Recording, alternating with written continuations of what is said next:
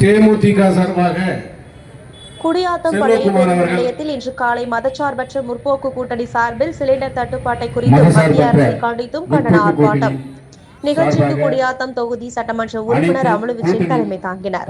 நகரமன்ற தலைவர் எஸ் சவுந்தரராஜன் வரவேற்பு உரையாற்றினார். இதில் அரசு மருத்துவமனை ஆலோசனை குழு உறுப்பினர் கல்லூர் கே ரவி, நகரமன்ற உறுப்பினர்கள் GS அரசு ஆட்டோ மோகன் சுமதி, மகாலிங்கம், புவியரசி மற்றும் கூட்டணி கட்சி நிர்வாகிகள் கலந்து கொண்டனர்.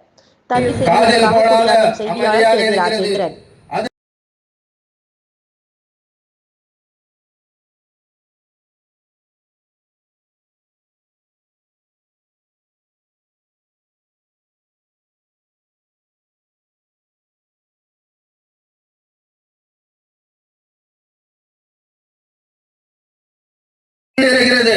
இதை கண்டித்துதான் வன்மையாக இந்த ஆர்ப்பாட்டம் நடைபெறுகிறது.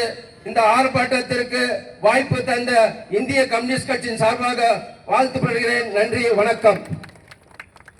மறுமலர்ச்சி திராவிட முன்னேற்ற கழகத்தின் சார்பாக நகரமன்ற உறுப்பினர் நகர கழக செயலாளர் ஆட்டோ மோகன்